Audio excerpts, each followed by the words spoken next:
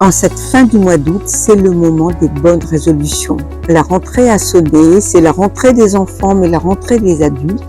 Et on se pose la question, qu'est-ce que je veux pour ma vie cette année? Alors, ce que je vous propose déjà, c'est de changer le mot résolution qui est un peu contraignant. Et si cette année, vous vous faisiez des promesses à vous-même, les promesses d'aller un peu plus vers qui vous êtes. Et puis aussi, on va démarrer avec un bilan de l'année passée. Prenez le temps de vous dire qu'est-ce qui m'a rendu heureux cette année, qu'est-ce qui est gage de fierté, et vraiment quels ont été les cadeaux, pourquoi j'ai de la gratitude que j'ai reçue cette année. Et puis ça va être le moment de balayer vos promesses. Et ces promesses, elles doivent toucher tous les secteurs de votre vie. Secteur de la vie privée, de votre développement personnel, de votre vie amicale, de votre vie professionnelle, de votre santé. Elle doit vraiment balayer à 360 ce qui est important pour vous dans la vie.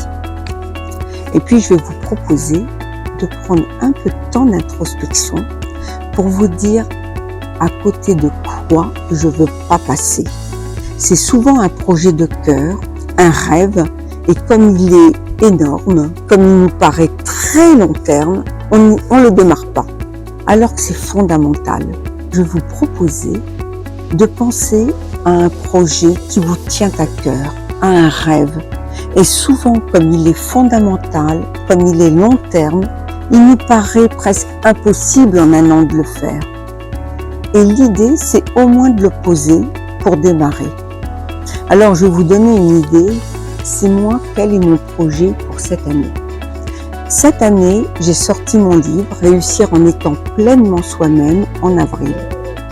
Et aujourd'hui, mon année, ça va être le développement de mes accompagnements pour accompagner le développement de mon livre.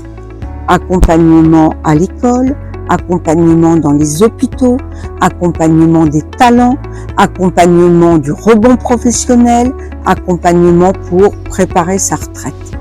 Donc le maître mot de mon année, si je devais me donner un titre, c'est accompagner et développer. Et puis je vais vous proposer de laisser venir une couleur pour cette année.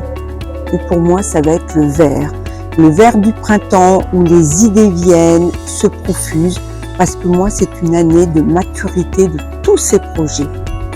Alors, bien sûr, vous n'aurez pas finalisé votre projet cette année, mais vous aurez démarré avec quelques actions et vous serez sur la route. Et l'idée, c'est que vous n'ayez aucun regret.